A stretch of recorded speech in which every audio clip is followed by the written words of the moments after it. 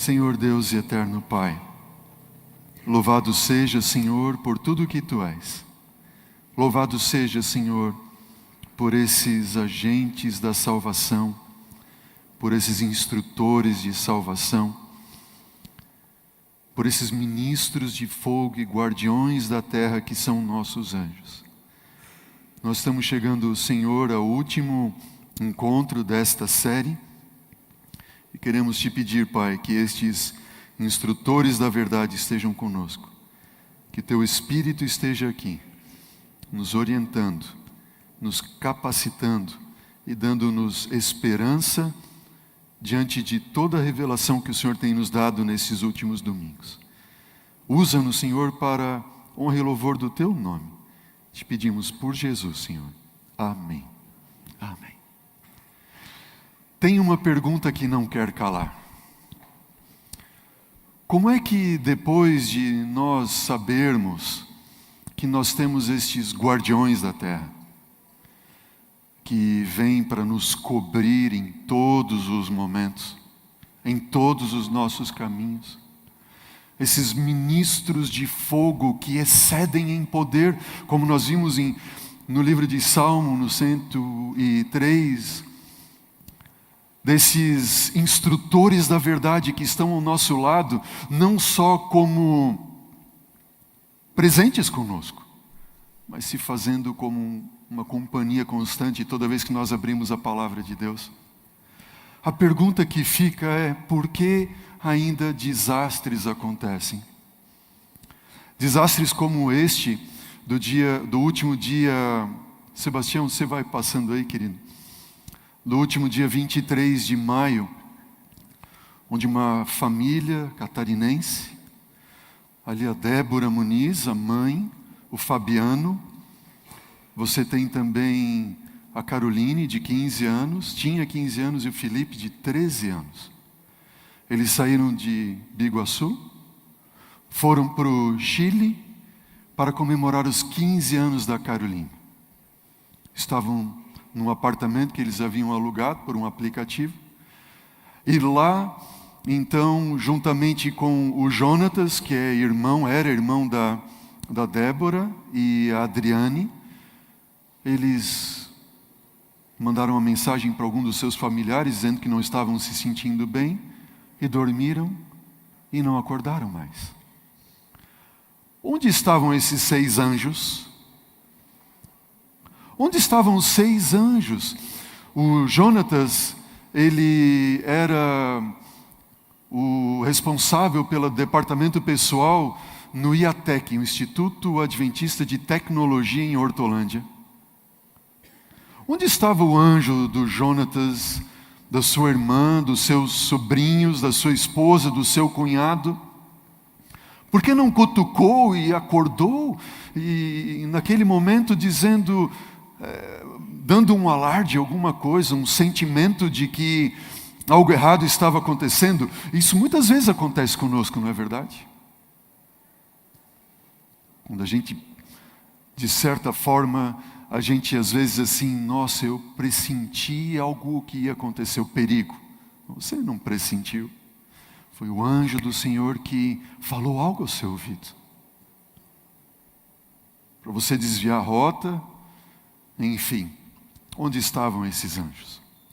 Eu sei que você que está nos assistindo, nós ficamos muito felizes também com a sua assistência do nosso programa dos anjos. E certamente muitos de vocês, nós vimos, mandaram mensagens perguntando.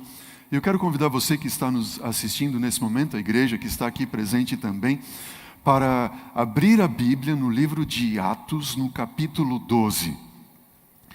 E aqui nós vamos encontrar uma indicação de Deus porque essas coisas ainda acontecem. Livro de Atos dos Apóstolos, capítulo 12. O livro de Atos é o 5º livro do Novo Testamento.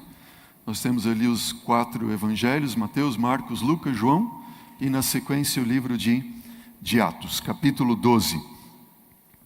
Versículo 1 diz assim: Por aquele tempo, mandou o rei Herodes prender alguns da igreja para fazer o quê? Para os maltratar, diz a Bíblia. Versículo 2. Fazendo então assim passar a fio de espada a Tiago, irmão de João.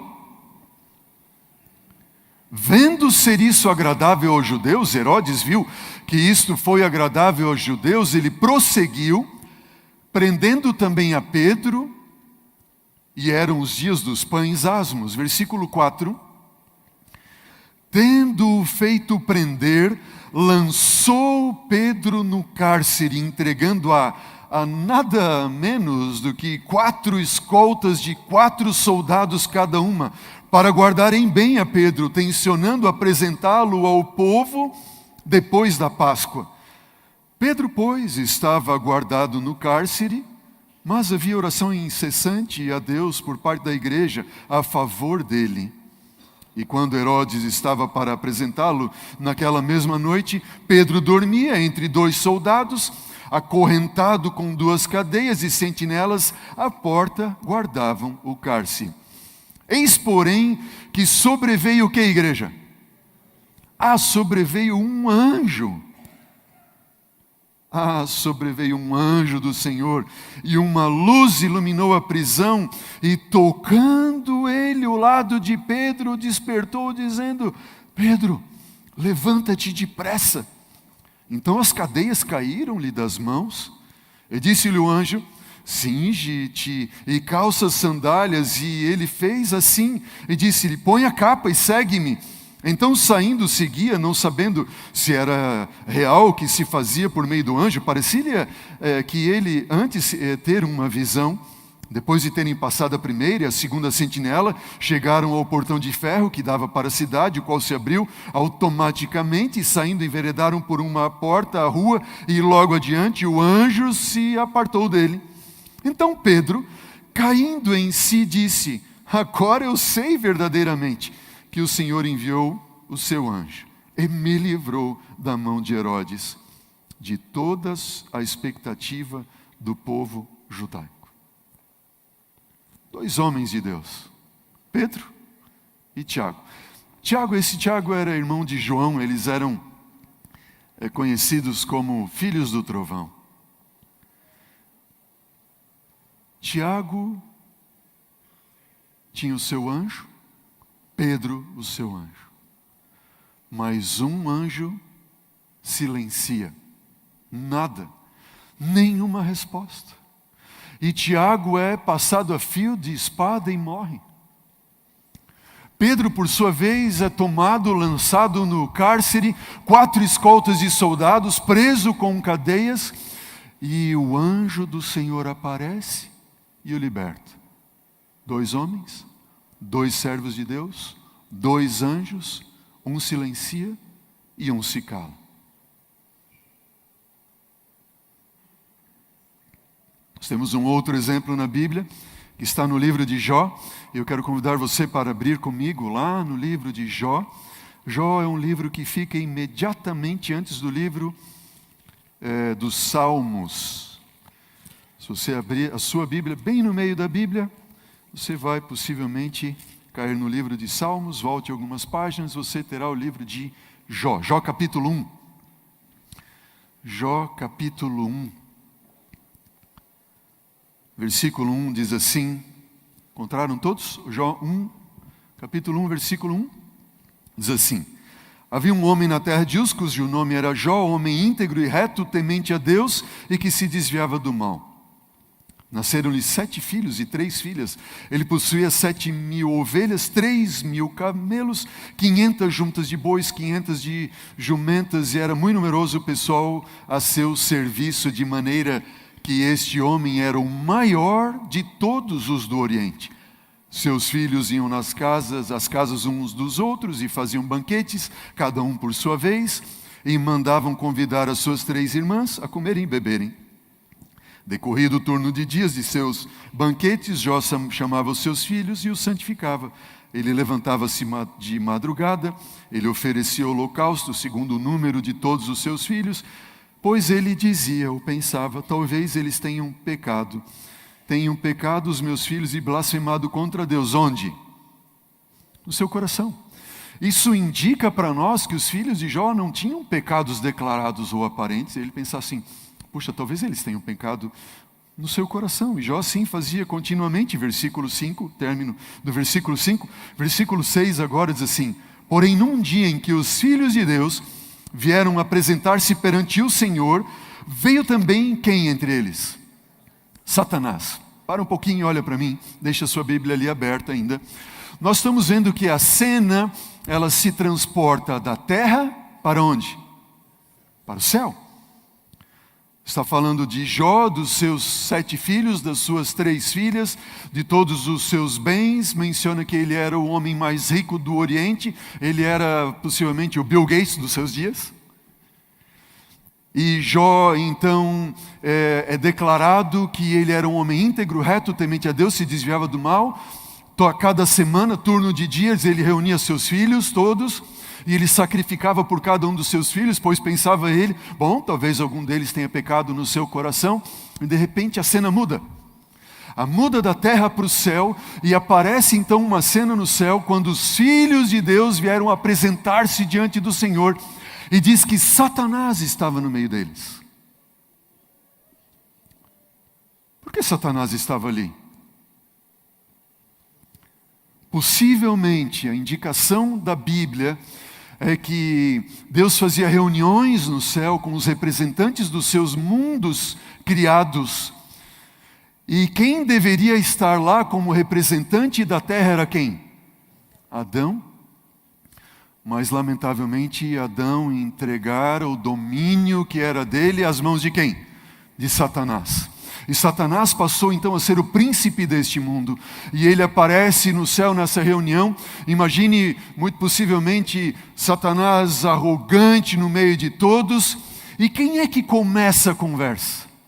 Volte os teus olhos para a Bíblia. E veja o que nós encontramos no versículo 6, na sequência. Só para entrarmos na sequência, num dia em que os filhos de Deus vieram apresentar-se perante o Senhor, veio também Satanás entre eles. Versículo 7. Então perguntou o Senhor a Satanás. Quem é que perguntou a quem? Deus pergunta para Satanás. Quando Deus começa esse diálogo com Satanás, Deus sabia onde esse diálogo iria terminar, sim ou não? Lógico que sim. Ele é o Deus onipotente, onipresente, onisciente, e Ele é presciente. Ele não somente sabe todas as coisas, mas como Ele sabe antes mesmo de as coisas acontecerem, Ele é presciente. Deus sabia, lógico que Deus sabia.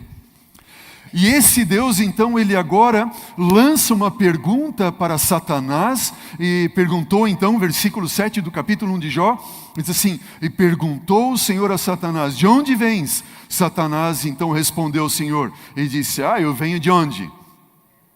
Eu venho de rodear a terra e passear por ela. O que o diabo estava querendo dizer com isso? A terra é minha, eu venho da terra, a terra é minha. Hã? Por que o senhor está perguntando isso? O senhor sabe de onde eu venho? A terra é minha, eu venho da terra e passear por ela. Aí Deus se dirige ao diabo, a Satanás, versículo 8, assim, perguntou ainda o Senhor a Satanás, observaste quem? O meu servo Jó. Viste lá o meu servo Jó? Porque ninguém há na terra semelhante a ele. Ele é o quê? Homem íntegro, reto, que teme o meu nome e se desvia do mal. Não fecha a Bíblia, deixa aberto. Eu fico pensando, meu Deus, que coisa mais linda. Quando o diabo bate a mão no peito e diz assim, eu venho da terra e de rodear por ela, a terra é minha. Deus então olha e diz assim, tá bom, você está dizendo que a terra é sua? Mas você viu lá nessa terra que você diz que é sua, você observou o meu servo Jó? Na terra que você diz que é sua, lá tem quem? O meu servo. Ele é meu servo. E não é o autor, tão somente o autor do livro de Jó, que, como no início diz assim, havia um homem na terra de Uz, cujo nome era Jó, o nome, e ele era um homem íntegro, retamente a Deus, se desvia do mal. Não. Não é o autor do livro que está dizendo, ou dando as qualidades de Jó. É o próprio Deus que está dizendo para o diabo e para toda aquela assembleia que estava presente, e disse o quê? Lá tem o meu servo Jó. Ele é meu servo, ele é íntegro, ele é reto, ele me teme, ele se desvia do mal. Eu fico pensando, meu Deus do céu amado, de quantos de nós Deus pode dizer isso diante do universo? Esta é a Paula, este é o João, este é o Paulo, este é o Giovanni, este é a Rose, esta é a Deise, ela é a minha serva. Ela é íntegra, ela é reta, ela me teme, ela se desvia do mal, amém. É meu servo. Aí o diabo simplesmente olha para Deus e certamente dá uma gargalhada de deboche. Bem debochada, certamente. Versículo 9, então, respondeu Satanás ao Senhor e disse: Ah, Senhor, por acaso Jó teme o Senhor à toa? Debalde, aqui a palavra quer dizer de graça. Conta outra, Senhor. O Senhor está querendo dizer agora que é o teu servo, que ele é íntegro, reto, se desvia do mal. Por acaso ele teme o Senhor de graça? Ah, Senhor. Conta outra, versículo 10. Acaso o Senhor não cercou ele com sebe, não colocou uma cerca ao redor dele? A ele, a sua casa, tudo quanto tem, a obra das suas mãos abençoaste, e os seus bens se multiplicaram na terra. Senhor, vamos fazer o seguinte: estende então a tua mão, toca tudo o que ele tem, e verás se ele não vai blasfemar contra ti, ou não vai cuspir na tua face, disse o Senhor a Satanás. Bom, eis que tudo quanto ele tem está onde? Nas mãos de quem? Do diabo, de Satanás, sob o teu poder. Somente contra ele não estendas a tua mão. E Satanás, então, é agora. Sai da frente de Deus. E vem uma avalanche sobre a vida de Jó, e de repente vem um servo dizendo assim: bom, eu estava em tal e tal e tal lugar, e de repente vieram tal povo, e matou todos os que estavam ali dos teus servos, só sobrou eu para te contar a história. E quando esse terminou de falar, chegou outro e disse assim: eu estava em tal e tal lugar, e ali estavam os teus animais, e veio tal povo e levou todos os teus animais, matou todos os que ali estavam, e só fiquei eu para contar. E quando esse terminou de falar, chegou outro e disse assim: bom, eu estava lá em tal e tal lugar, os teus filhos estavam reunidos, fazendo uma festa, e bateu um vento de um lado e do outro da casa, e derrubou, e todos eles morreram. E outro chegou então e disse: eu estava em tal lugar, e desceu o fogo do céu e consumiu toda a plantação e todos os teus campos, e não restou absolutamente nada. E Jó foi recebendo essas notícias assim, uma a uma, pá, uma atrás da outra. Qual foi a resposta de Jó?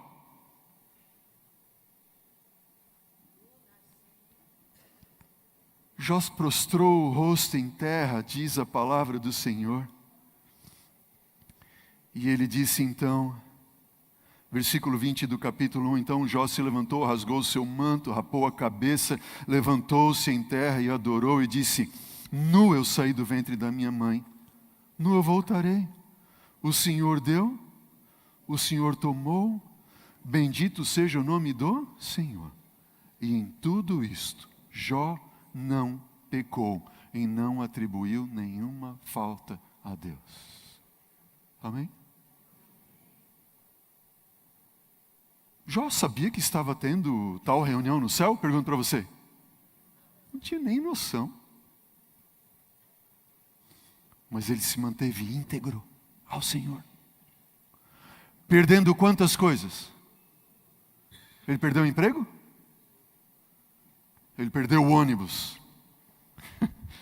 Algumas vezes a gente perde o ônibus assim: porque o Senhor permitiu isso comigo. Só perdeu o ônibus. Não é assim. Alguns perdem só o emprego. Mas por que o Senhor permitiu isso comigo? Ele não perdeu o emprego, não perdeu o ônibus, ele não perdeu o carro por algum motivo. Não. Ele perdeu absolutamente o quê? Tudo. Ele não perdeu um filho. Ele perdeu os 10 filhos. No mesmo dia, no mesmo momento, no mesmo instante. E a reunião no céu acontece de novo. E quando acontece essa reunião no céu novamente, Satanás olha, está lá, e Deus olha para ele. No capítulo 2 nós encontramos isso, e Deus diz assim: você viu lá o meu servo? Você viu o meu servo? Ele continua fiel a mim, não porque eu cerquei ele, não porque eu dei dinheiro para ele, não porque eu dei bênçãos a ele, não porque eu dei filhos para ele, mas ele continua sendo íntegro, reto, ele me teme, se desvia do mal, porque ele é meu servo. Ele me ama pelo que eu sou, não pelo que eu dou para ele. E o diabo, Senhor, conta outra. Tira dele a saúde para o Senhor ver se ele não vai agora cuspir na tua face e blasfemar contra ti.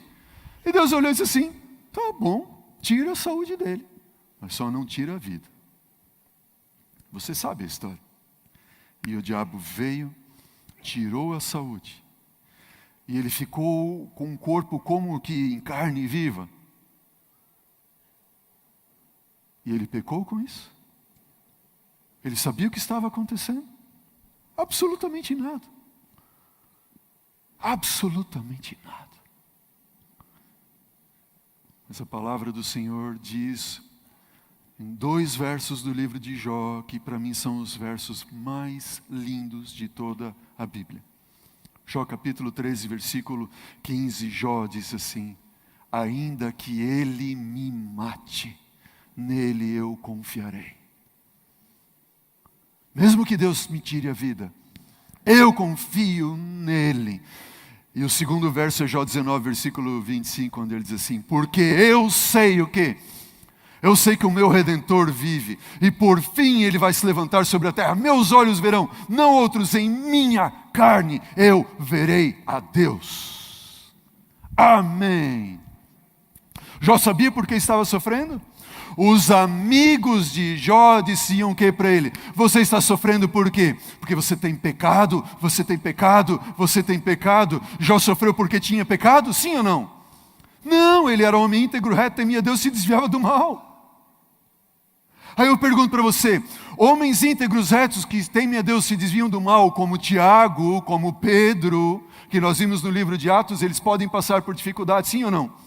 Padre, Tiago, foi passado a espada. Pedro foi para a cadeia, ficou ali preso com cadeias. Um foi liberto, o outro não.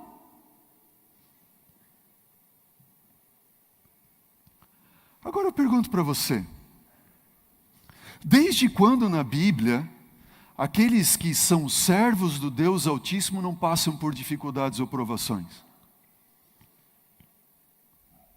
E eu sei que eu falo para alguém aqui que está me assistindo neste momento, que você vai a uma igreja e diz assim: você está sofrendo porque você tem pecado, porque você errou, porque você isso, porque você aquilo outro, etc, etc, etc e tal. E se você está passando por tudo isso é porque você precisa de uma libertação e etc, etc, etc. Entenda uma coisa, amigo. Deus está contigo. E Ele nunca disse que você não passaria por aflições. Ele disse, Jesus: filhinhos, nesse mundo vocês vão passar por aflições, mas tenham bom ânimo, eu venci o mundo. Jesus não passou por aflições? Lógico, Ele diz assim: se fizeram comigo, o que dirá com o que vão fazer com vocês? No final da história do livro de Jó, no livro de Jó, nós estamos de fora e nós olhamos e nós estamos contemplando e vendo. Bom, Jó sofreu porque teve uma conversa no céu, há um grande conflito que está acontecendo ali, mas Jó não viu absolutamente nada disso. E ele continuou firme nos caminhos do Senhor. Foi ou não foi? E por último ele disse assim: Senhor, antes eu só te conhecia de ouvir, agora os meus olhos te veem. Eu sei quem é o meu Deus. E Deus deu alguma resposta para ele? Deus não respondeu nenhuma das suas perguntas. Mas ele disse: eu sei quem é o meu Deus. Amém? Por que tragédias ainda acontecem? Existem N motivos, N motivos. E o principal deles é que nós estamos em um grande conflito. Segundo, Deus está nos ensinando e polindo o nosso coração. E através das provações, Deus está usando elas para consumir o podre do mundo que ainda está em nossa vida. Faz sentido ou não? Terceiro, assim como Jó, todos nós temos que dar testemunho, não para os que estão diante de nós, tão somente, mas para os mundos não caídos, de que nós servimos a Deus desinteressadamente. Não pelo que Deus dá, mas pelo que Deus é para nós. Entenderam bem? Eu gosto muito de uma ilustração que o pastor Dwight Nelson coloca quando ele apresenta esse estudo. Ele diz assim: eu imagino, eu achei muito interessante essa colocação. Eu imagino que atrás do trono de Deus tenha um calendário. Ele diz assim, uma forma ilustrativa, como se fosse um calendário. E nesse calendário tem o calendário da vida do André Flores. Cada dia tem.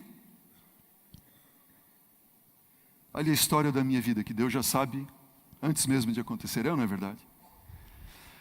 E aos anjos da guarda que Deus enviou para estar comigo desde o dia do meu nascimento, anjos estes que vêm incessantemente à face do Pai que está nos céus, a eles é dada a ordem constante: intervenha, guarde-o, proteja-o. É ou não é assim? Só que vai chegar um dia em que esse calendário vai estar em branco. E este vai ser o último dia da minha vida. Eu não sei quando vai ser. Eu não sei como vai ser. Mas a este ser, que eu acredito, não sei vocês, mas eu acredito que nesta terra não exista ninguém fora Deus no universo, mesmo a sua mãe, o seu pai, que te ame tanto quanto o teu anjo da guarda. Te protege desde o dia em que você nasceu, todos os teus caminhos, 24 horas por dia, os 7 dias da semana, sem pestanejar, sem dormir. Você dorme, ele não. E nesse dia que eu não sei quando, e eu creio que ele também não sabe quando, porque aquele dia ninguém sabe. Não é verdade? E este vai ser o último dia da minha vida. E a Ele que está do meu lado todo instante, proteja, cuide, guarde-o, liberta-o. Vai sair uma ordem do trono de Deus dizendo o quê? Não intervenha. Não intervenha. E este será o último dia da minha vida. Não intervenha. Eu imagino que o meu anjo vai chorar. Pelo menos eu espero.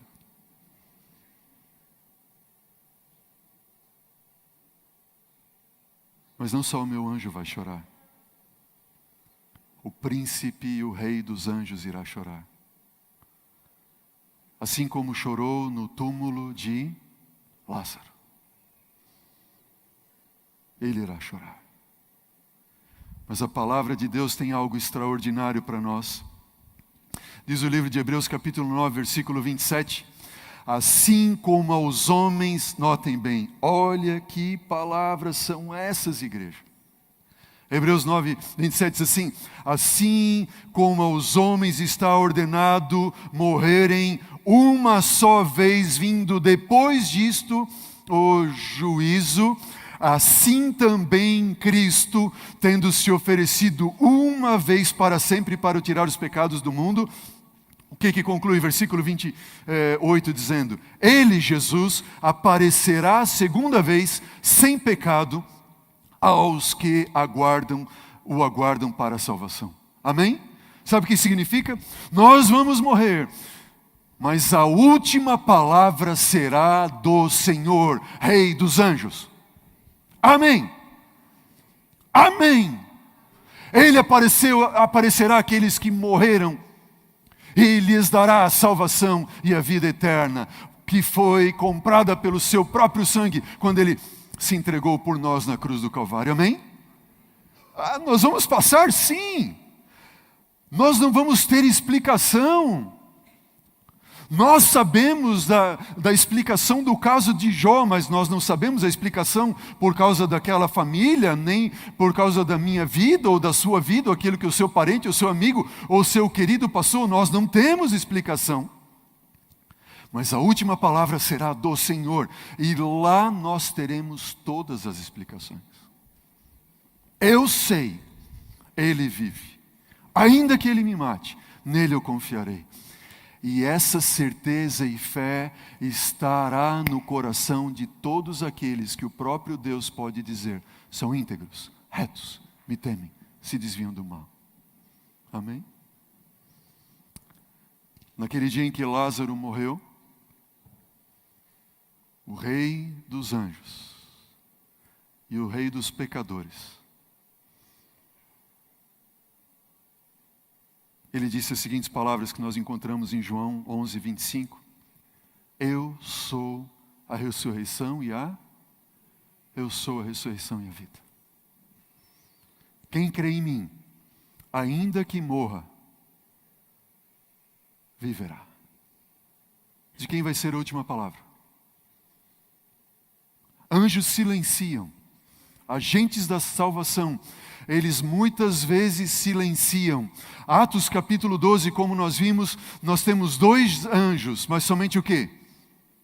Uma libertação.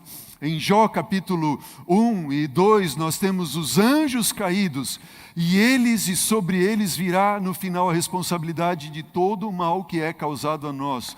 Hebreus capítulo 9, versículo 27 e 28, nós vimos que todos nós morreremos. Mas em João 11, 25, diz que a última palavra será de quem? Do Senhor. Amém? Do Senhor. Anjos, eles fazem o quê muitas vezes? Silenciam. Mas anjos também agem. Eu quero convidar você para, no mesmo livro de Atos, agora no capítulo 10, 2 capítulos anteriores a este que nós lemos agora há pouco, Atos capítulo 10, nós temos uma outra história. Atos capítulo 10, versículo 1. Atos 10, 1. Diz assim, versículo 1. Morava em Cesareia um homem de nome Cornélio, centurião da corte chamada italiana, piedoso e temente a Deus com toda a sua casa, e fazia muitas esmolas ao povo. De contínuo ele orava a Deus. Esse homem observou claramente durante uma visão, cerca da hora 9 do dia. Quem é que apareceu a Cornélio? Apareceu um anjo a Cornélio. E um anjo de Deus se aproximou dele e disse, Cornélio, fixando os olhos e possuído, Cornélio, fixando os olhos no anjo e possuído de temor, perguntou, que é, Senhor? E o anjo lhe disse, as tuas orações, as tuas esmolas subiram para a memória diante de Deus. Agora envia mensageiros à cidade de Jope e manda chamar a Simão, que tem por sobrenome Pedro. Ele está hospedado com Simão, curtidor, cuja residência está situada à beira-mar. Logo que se retirou o anjo que lhe falava, chamou 2 dos seus domésticos e um soldado piedoso, dos que estavam a seu serviço, e havendo-lhes contado tudo, enviou aqueles homens aonde? A Jope. Olha o que está acontecendo lá em Jope. Versículo 9. No dia seguinte, indo eles a caminho, estando já perto da cidade, subiu Pedro no eirado por volta da hora sexta, no dia seguinte, ok? Para orar, a fim de orar. E ele estava de que forma? Com fome. No mínimo disseram assim, Pedro, some daqui, a gente chama quando a comida estiver pronta. Tem alguém aqui que é assim, não? Sai daqui, some daqui. Eu não vou contar nada para vocês. Mas a minha esposa, quando está com fome, pensa alguém braba. Fica brava. Uma vez nós estávamos na lua de mel, imagina só a cena. Posso contar, gatinha? Estavam na lua de mel. Deus nos deu de presente nós irmos de lua de mel para a Alemanha. Tinha uma irmã que morava lá, mora ainda na Europa. E fomos passar lá lua de mel um tempo, viajamos e tal. Isso foi 24 anos atrás. Eu, mal e porcamente, falava algumas pouquinhas palavras em inglês ali. E na Alemanha, e imagina. E nós estamos viajando ali. Minha irmã deu um mapa para a gente, vocês vão em tal lugar, assim, assim, assim. E de repente deu meio-dia, a gente não havia chegado no lugar, e deu 1h da tarde, e a gente estava passando. Não, a gente tem que chegar lá, se instalar. E aí o estômagozinho dela começou o quê? Eu preciso comer, eu preciso comer. Eu estou com fome. Não, espera só mais um pouquinho. Daqui a pouco a gente parou num lugar, não, eu tenho que comer agora, dá licença. Ela fechou a porta do carro e foi, então eu vou contigo. Não suportava de fome. Pedro talvez era um desses assim, não suportou de fome. Pedro, some daqui, quando a comida ficar pronta a gente te chama. E aí, Pedro sobe no eirado e ele tem uma visão. E o que aparece para ele nessa visão? Volte os teus olhos à Bíblia. Estando ele com fome, versículo 10 de Atos 10, quis comer, mas enquanto lhe preparava a comida, sobreveio a ele um êxtase. Então ele viu o céu aberto e descendo um objeto como se fosse um grande lençol, o qual, baixando a terra de 4 pontas, contém toda sorte de quadrúpedes, de répteis, de aves do céu. E ouvindo-se uma voz que se dirigia a ele, disse: Pedro, levanta-te, mata e come. E Pedro respondeu: de modo algum, nenhum, Senhor, de modo nenhum, porque eu jamais comi coisa comum ou imunda. E segunda vez falou que a voz lhe disse assim: ao que Deus purificou, não consideres comum. Sucedeu que isso aconteceu por quantas vezes? 3 vezes, e logo aquele objeto foi recolhido ao céu. Enquanto Pedro, versículo 17, estava perplexo sobre qual seria o significado da visão, eis que homens enviados da parte de Cornélio, tendo perguntado pela casa de Simão, pararam junto à porta, chamando e indagavam se ali se hospedava um homem chamado Simão, por sobrenome Pedro.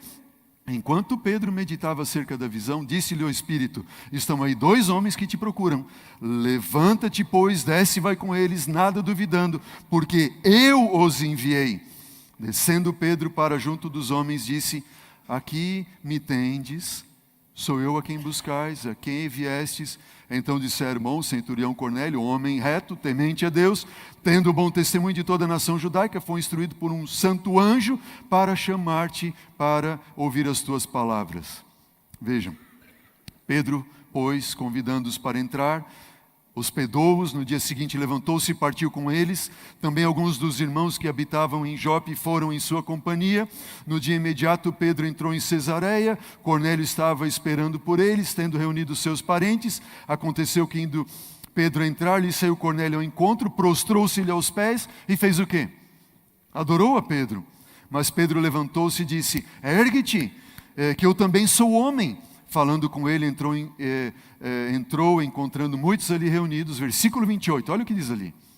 A quem se dirigiu dizendo: vós bem sabeis que é proibido a um judeu ajuntar-se ou mesmo aproximar-se de alguém de outra raça, mas Deus me mostrou que a nenhum, o quê?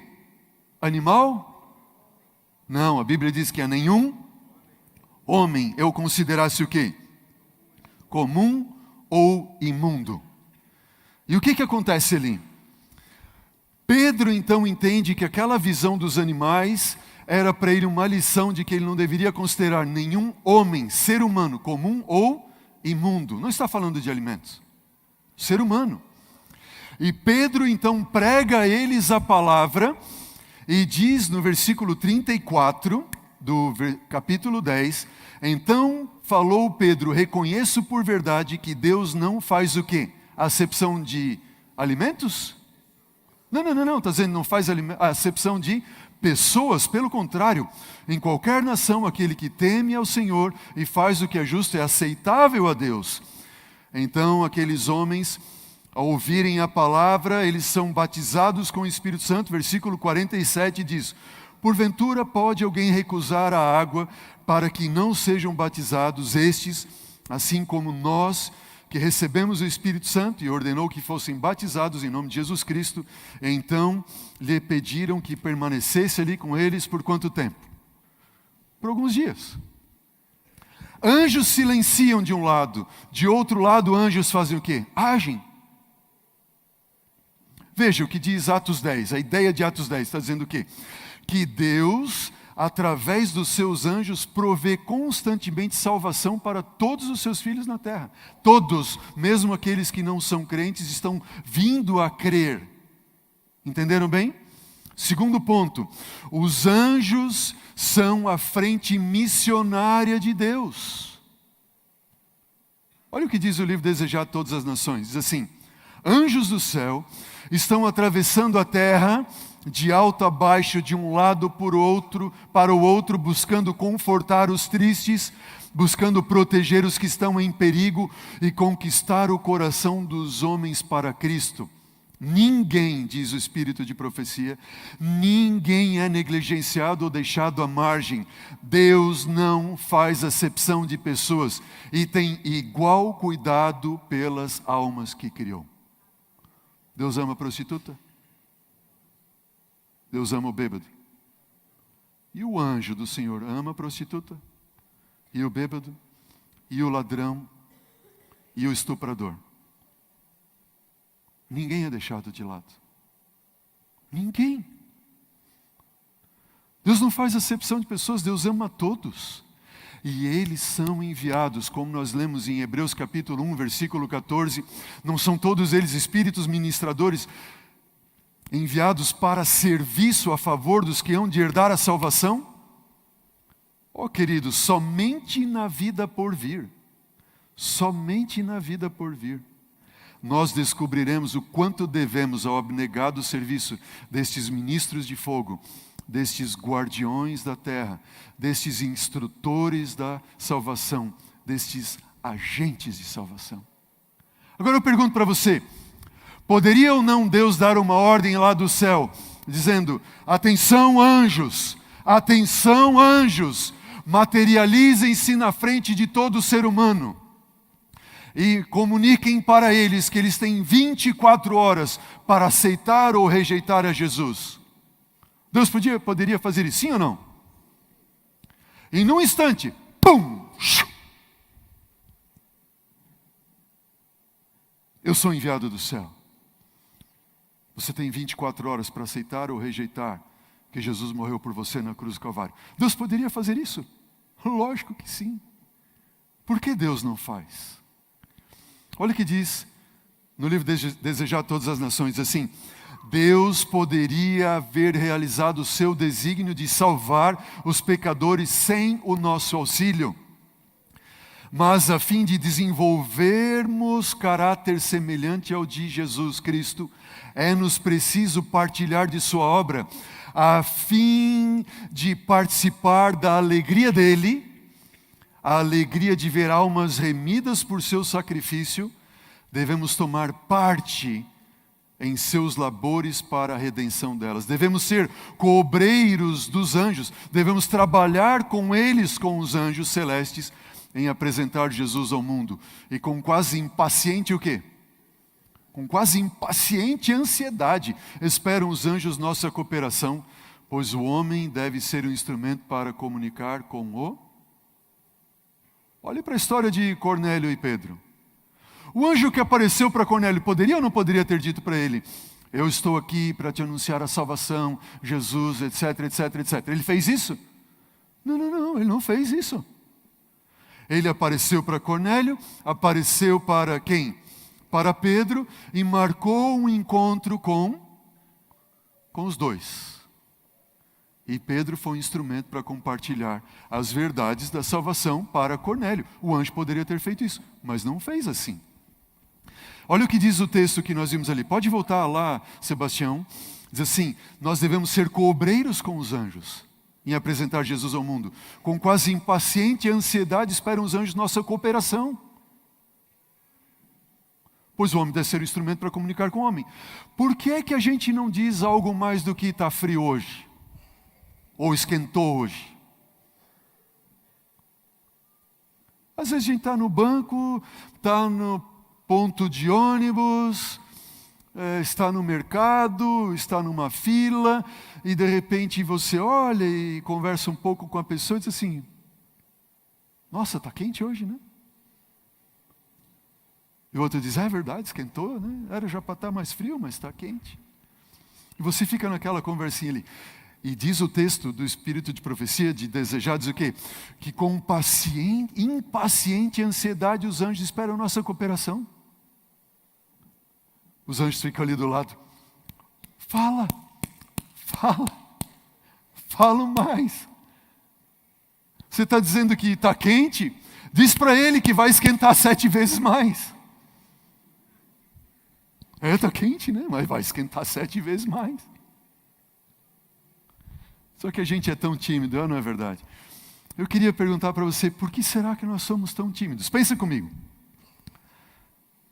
Sou eu e o meu anjo, certo? É a pessoa com quem eu estou me encontrando e o anjo da guarda dela, ok? Então é eu, o meu anjo, o anjo da guarda dela e ela. É no mínimo 3 contra 1. E eu sou tímido. Vamos falar. Eu me recordo uma vez, quando eu estava em Maringá. Estava lá no encontro de pastores. E nós estávamos num hotel. E eu estava ali passando a semana com eles. De manhã estávamos tendo aulas. Enfim. E ao final da tarde eu tinha o hábito de sair do hotel, dar uma caminhadinha antes de ir para a igreja para pregar. Enfim. Eu saio do hotel e atravesso a rua, era uma avenida, e fui caminhando a avenida e voltaria pelo outro lado. Quando eu atravesso a avenida, eu estou caminhando, etc., eu olho para o outro lado da avenida, tem um rapaz sentado numa lata, sabe? E aí, queridos, veio um pensamento, que hoje eu sei que esse pensamento é a voz do anjo. Ele disse assim, na volta você vai orar com ele, tá bom? Desse jeito. Eu disse, tá bom, vou orar com ele na volta. Aí eu caminhei, vim para o outro lado, voltando, e quando eu estou voltando, está ali o rapaz sentado na lata, com os cotovelos nas pernas, ali e tal, e eu estou vindo por trás dele, e aí eu toco nele. Quando eu toco nele, ele leva um susto, olhou assim. Quando ele olhou para mim, disse assim, querido, você aceita que eu faça uma oração com você? Aí ele se levantou, estava com o bonezinho, tirou o boné, colocou no peito e disse assim, sim, eu aceito. Quem é o senhor? Eu disse assim, eu sou o pastor da Igreja Adventista do 7º dia. E eu estava passando do outro lado da rua e eu me senti profundamente impressionado a vir aqui orar por você. Adventista? Foi a primeira igreja que eu entrei na minha vida quando eu era jovenzinho. Eu fui um desbravador. E ele cantou o hino dos desbravadores. E ele disse assim, sabe, senhor, eu acabei de sair da cadeia. Um jovem. E eu tenho uma filha, minha família não me aceita. E eu queria tanto recuperar a minha família. Eu disse, eu vou orar por você. Você sabe onde tem uma igreja adventista? Sim, eu sei, tem uma perto da minha casa. Vá lá hoje à noite, vai ter um pastor pregando lá. Vá lá. E eu coloquei a mão no ombro dele, orei com ele. E por ele. E eu me despedi dele. E fui caminhando para o hotel, que era ali, do ladinho. Quando eu estou chegando à porta do hotel, alguém me disse, continua andando. E eu lutando com esse pensamento, dizendo assim, não, está na hora, eu tenho que entrar, tomar banho e ir para a igreja. Continua, avança. E eu assim, tá, caminhando, né? Tá bom, e eu avancei. Enquanto eu estou caminhando e avançando, tem um senhor ali, olhando para mim. Eu vi, ele estava olhando para mim, e eu, tudo bem, foi andando, olhei para ele, cumprimentei assim, e quando eu chego perto dele, ele disse assim, por favor, senhor, vem cá, quem é o senhor? Eu disse assim, bom, eu sou um pastor da Igreja Adventista do 7º dia. Você é pastor? Eu vi você orando com um jovem ali atrás. Isso me chamou a atenção. Mas você é pastor de qual igreja? Eu sou pastor da Igreja Adventista do 7º dia. Mas isso não é possível. Esse não é o público que os pastores têm interesse. Eu disse, nós estamos aqui em uma semana. Posso convidar você para ir à minha igreja hoje à noite? Eu vou pregar em tal e tal lugar. Ele disse assim, eu não posso ir. Tem uma amiga minha que me convidou para ir à igreja. E eu vou com ela. Então vá amanhã na nossa igreja. Nós estamos aqui fazendo uma semana nessa cidade. Eu disse, então amanhã eu vou lá. Trocamos o contato e eu ia passar para ele depois o endereço. Gente do céu, quando eu chego à igreja, eu subo as escadas. A amiga dele era adventista e ele estava na igreja que eu ia pregar. Amém? São anjos que marcam o encontro, sim ou não? Poderia só o anjo, mas Deus envia a nós com o nosso anjo para nós sermos co-obreiros do anjo. Você olha, por exemplo, a história de Filipe e Eunuco. O anjo aparece para ele e diz o quê? Um anjo do Senhor falou a Filipe dizendo, desponte, vai para o lado do sul, no caminho que desce de Jerusalém para Gaza. Esse se acha deserto. Filipe foi, encontrou-se com um etíope eunuco, apresentou a Jesus para ele. E de repente este anjo, fez com que Filipe sumisse da frente do eunuco depois de ele haver sido batizado. Foi ou não foi? Nunca se esqueça que onde, quando ou com quem quer que seja que você partilhe a sua fé, o anjo da guarda da outra pessoa está sempre ao seu lado e o seu anjo da guarda está ao seu lado. Ou seja, dos 4, 3 trabalham para o mesmo Pai. Amém? No meu primeiro ano de ministério, foi em Joinville. Eu havia acabado de me formar em teologia e fui ser pastor auxiliar na igreja central de Joinville. E quando eu chego à igreja, o pastor, que era o pastor titular, ele me dá uma série de atribuições, e dentre as atribuições ele diz assim, André, nós queremos fundar uma igreja no bairro Atiradores. Era um bairro próximo à igreja central, que não havia igreja adventista, e a igreja central tinha planos de fundar lá um bairro, pastor Giovanni, uma igreja, pastor Giovanni, nesse bairro. E o pastor, então, disse assim para mim, André, o plano é esse, eu quero que você faça um treinamento com a igreja, você vai pregar sábado de manhã, eu tinha acabado de chegar, foi naquela semana que eu cheguei, ele disse assim, você vai pregar no próximo sábado para a igreja, e no sábado à tarde você vai dar um treinamento para a igreja, de como eles fazerem uma pesquisa para estudos bíblicos, e a igreja você deve levar lá para marcar e conseguir estudos bíblicos no bairro onde nós vamos fundar a igreja. Eu disse, uau, que desafio. Chegando. Na sexta-feira à tarde, a minha esposa começou a trabalhar na escola adventista, que ficava do lado da igreja central. E eu fiquei no escritóriozinho da igreja, orando e estudando o meu sermão. Orando e estudando a minha mensagem. E Deus me impressionou o coração. Quando eu havia terminado os meus estudos, eu me ajoelhei e comecei a orar, pedindo a Deus sabedoria e forças, e que Deus abençoasse a igreja, que a igreja fosse para aquele bairro, e nós conseguíssemos bons estudos bíblicos, e ali apresentar a verdade, o evangelho para aquelas pessoas. E Deus me impressionou com a seguinte mensagem, vá lá no bairro, eu vou te dar um estudo bíblico. Vá agora lá, eu vou te dar um estudo bíblico.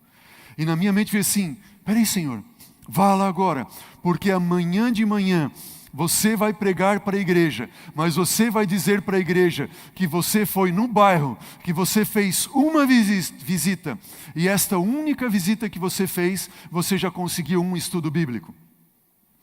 E eu me levantei entusiasmado, é agora que eu vou lá.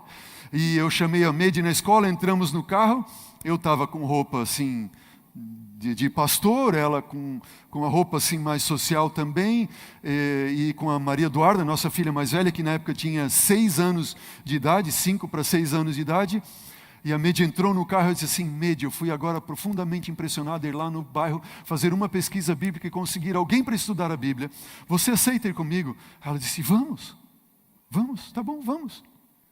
Ele disse, vamos orar. E eu orei assim, Senhor, o Senhor nos está indicando para ir no bairro, eu não sei para qual rua ir, eu quero que o Senhor nos indique a rua que nós devemos entrar. Eu saí da igreja, entrei na rua Anita Garibaldi, que é a rua principal que leva ao bairro Atiradores, e eu estou andando na rua e de repente, e orando a Deus, Senhor, qual é a rua? Qual é a rua que eu devo entrar? Qual é a rua? E Deus assim, mostrou, indicou, profundamente impressionou meu coração pelo seu anjo, dizendo, essa é a rua. Eu disse, Mede, essa é a rua. Eu entrei na rua com o carro, estacionei o carro, e disse assim, vamos orar. Senhor Deus, nós estamos na rua que o Senhor tem indicado. Agora mostra-nos a casa, Senhor. Mostra-nos a casa. Por Jesus, nós confiamos em Ti. Eu disse amém da oração e agora continuei andando com o carro bem devagar e orando a Deus. Senhor, mostra-nos a casa. Qual é a casa? Eu olhava para um lado, para o outro, para um lado e para o outro. Qual é a casa? E de repente a minha esposa apontou para uma casa assim, André, aquela ali é a cor da casa que eu falei para você, para nós pintarmos a igreja lá do Morro do Meio, que era uma outra atribuição que o pastor tinha me dado, de conseguir terminar a construção da igreja e a pintura da igreja. E quando meus olhos se voltam para aquela casa com aquela cor, eu disse, linda, bonita cor. E o anjo do Senhor me apontou e disse, é a casa ao lado. Eu me arrepio de lembrar, é a casa ao lado. Eu disse, Mede, eu já sei, é a casa ao lado. Esta é a casa que Deus mandou.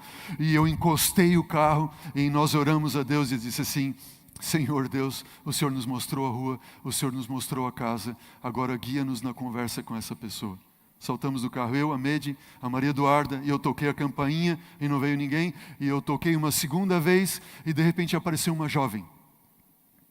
Lá atrás, assim, na garagem, e perguntou assim, o que vocês querem? Aí eu disse assim, eu quero 5 minutos, Senhor. 5 minutos. E ela viu que eu estava com uma moça bonita, bem vestida, uma criancinha. O que eles querem? E ela chegou no portão e disse, o que vocês querem? Eu quero 5 minutos só 5 minutos, Senhor. Mas que religião que vocês são? E eu disse, bom, já que ela perguntou, eu vou dizer. Eu sou adventista do 7º dia. E eu sou pastor da igreja. E nós estamos fazendo uma pesquisa no bairro. E eu queria apresentar para você. E eu queria que você avaliasse nossa forma de abordar, de conversar. E você nos dá 5 minutos? Ela botou a mão no portão, abriu o portão. Assim, entra. Nós entramos, sentamos ali na sacadinha da casa e começamos a conversar. Josi é o nome dela. Josi, assim, assim e assim. Eu venho aqui porque nós estamos começando uma pesquisa de interesse bíblico no bairro e eu venho aqui em nome de Jesus para te trazer a palavra do Senhor, para você estudar. Eu tenho certeza que você vai ser ricamente abençoada pela palavra do Senhor. Tua vida vai ser transformada, Josi. E a Josi começou a chorar, gente. E ela chorava e chorava. Você aceita estudar a Bíblia? Ela disse assim, sabe, quando você me disse que era adventista do 7º dia, ela disse, o meu noivo é dessa igreja. Só que ele não vai mais à igreja, há anos não vai. E a gente acabou de discutir aqui em casa. Ele saiu daqui e a gente brigou e tudo mais. E eu aceito estudar a Bíblia, sim, eu aceito. Mas eu quero que domingo que vem, você venha aqui em casa. Isso era sexta-feira, agora no domingo eu quero que você venha aqui em casa. E você vai conversar com ele. Eu não vou falar nada para ele. Mas o nome dele é André. Você vai falar com ele. E se ele aceitar, eu quero que ele aceite. Eu vou estar ali torcendo por isso. Nós vamos estudar a Bíblia. Aí disse, amém, tem um estudo bíblico. No outro dia eu preguei para a igreja. Tem um estudo. No domingo eu fui lá, a hora que ela falou, perto do meio-dia. Parei na frente da casa dele com um carro, toquei a campainha. E ela já sabia que era eu. Mandou ele lá atender. E ele veio um pouco alcoolizado. Bonezinho. Chegou no portão, olhou para mim. Eu olhei para ele e disse assim, é você que é o André? Ele disse, sim, sou. Eu disse, meu nome também é André, prazer. Eu disse, André, acabaram tuas férias. Hoje é o último dia que você está bebendo. E a partir de agora eu vou vir aqui na tua casa para estudar a Bíblia contigo. Ele ficou olhando assim para mim. Combinado? Não dei chance nem para ele pensar. Tá bom, ele disse, tá bom. Na semana seguinte eu estava lá estudando com o André e com a Josi. E nós estudamos várias semanas. E aquele casal desceu as águas batismais. Amém? Anjos que excedem em poder, anjos ministros de fogo, anjos que são guardiões da terra, anjos que são instrutores da verdade, eles vêm para nos instruir, nos lembrar daquilo que nós precisamos lembrar, anjos que são agentes da salvação, eles, todos, diz o livro Beneficência Social, todos os que se empenham no ministério constituem mão ajudadora de Deus. Não há setor de trabalho em que seja possível a quem? Diz para a minha igreja, a quem? A juventude receber maior benefício. Uau! Olha o que ela continua dizendo. Eles são os cobreiros dos anjos. A juventude, Deus quer que seja cobreiro de quem? Cobreiro de quem? Dos anjos. Ou melhor, são agentes humanos por cujo intermédio os anjos cumprem a sua missão. Os anjos falam pela voz deles, os anjos falam por suas mãos, e pelas suas mãos trabalham, e os obreiros humanos, cooperando com os instrumentos celestiais, recebem o benefício de sua educação e experiência. E conclui dizendo o quê? Como meio de educação, que curso universitário pode se igualar a esse? Doutora Clery, o professor é um ser celestial. Que curso universitário pode se igualar a esse, Malton? Nenhum. Se você, jovem, seja em idade, jovem em pensamento, em intenção, crer que você pode ser um cobreiro dos anjos. Ele vai ser um instrutor da verdade. E Ele vai usar você como um agente de salvação com Ele. E nenhum curso universitário pode se igualar a esta experiência que nós podemos ter. Não importa qual seja a sua idade, o que importa é que você pode compartilhar de Cristo com o seu anjo na sua missão na terra. Amém? Talvez você nunca tenha visto o seu anjo, mas jamais se esqueça disso. Ele está ao seu lado, sempre e sempre. E se um dia ele silenciar, o céu irá revelar a vontade de Deus para a sua vida, para a minha vida. Tão somente nós precisamos crer e confiar. Amém. Vamos nos levantar e orar? Senhor Deus eterno Pai, louvado seja, Senhor, pelo privilégio que o Senhor nos deu de estudarmos esse tema nos últimos quatro noites de domingos aqui em nossa igreja. Que essa verdade, Pai, seja selada em nosso coração e dá-nos o conforto de que esses guardiões da terra estão ao nosso lado constantemente. E nós queremos nos colocar nas Tuas mãos, Senhor, para que sejamos usados por Ti, através deles, do Teu Santo Espírito, para sermos as mãos, a voz, as palavras e coagentes com eles na salvação de pessoas. São bênçãos que eu Te peço, Pai, sobre a minha igreja, sobre a minha vida, sobre a vida de todos aqueles que estão nos assistindo. E faço isso humildemente em nome dele, Senhor, o Rei dos anjos, Cristo Jesus. Amém. Amém.